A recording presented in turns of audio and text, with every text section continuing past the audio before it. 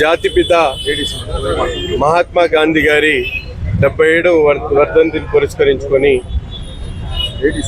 ఈనాడు దేశవ్యాప్తంగా కాకుండా ప్రపంచ దేశాల్లో ఉన్నటువంటి భారతీయులందరూ కూడా ఆయన ఘనమైనటువంటి నివాళులు అర్పిస్తున్నటువంటి పరిస్థితి. అహింసాయే పరమధర్మంగా బ్రిటిష్ వారి సైన్యాన్ని ఎదిరించేటువంటి ఏకైక శక్తి శాంతి అని నమ్మి శాంతి పోరాటంతో భారతదేశానికి స్వాతంత్రం ఇచ్చినటువంటి మహానుభావుడు మహాత్మా గాంధీ గారు.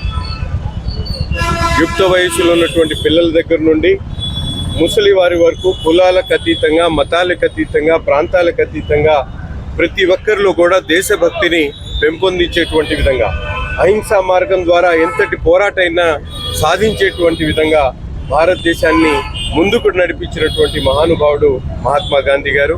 అటువంటి మహానుభావుడిని స్మరించుకుంటూ ఆయన జయంతిని లేకపోతే వర్ధంతిని పురస్కరించుకొని కార్యక్రమాలు చేయడమే కాకుండా ఆయన ఇచ్చినటువంటి ఏదైతే పిలుపు ఉందో ప్రతి ఒక్క పిలుపుని కూడా ఈరోజు భారత ముందుకు ఉన్నాయి. ముఖ్యంగా స్వచ్ఛ భారత్ ఏదైతే మహాత్మా గాంధీ పూనుకున్నటువంటి భారతదేశంలో స్వచ్ఛత అనేది ఒక ఉద్యమంగా కొనసాగాలని ఆయన ఆలోచన విధానాన్ని ఈరోజు అందిపుచ్చుకొని రాష్ట్ర వ్యాప్తంగా ముఖ్యంగా స్వచ్ఛ భారత్ అనేది గాంధీ గారి స్ఫూర్తితో ఈరోజు రాష్ట్రంలో మా నాయకుడు చంద్రబాబు నాయుడు గారి ఆధ్వర్యంలో రాష్ట్రంలో ప్రతి మూల కూడా స్వచ్ఛతగా ఉండాలని చెప్పి అనేక కార్యక్రమాలు చేస్తూ స్వచ్ఛత భారత్ మిషన్ని అటు నరేంద్ర మోడీ గారు, పవన్ కళ్యాణ్ గారు, అలాగే మన నాయకుడు చంద్రబాబు నాయుడు గారు భారతదేశంలో పెద్ద ఎత్తున స్వచ్ఛతకు ప్రమాణాలు పాటిస్తూ ముందుకు సాగుతున్నటువంటి తరుణం. ఈ మహాత్మా గాంధీ స్ఫూర్తితో ఈ ప్రభుత్వం ముందుకు సాగుతా ఉంది.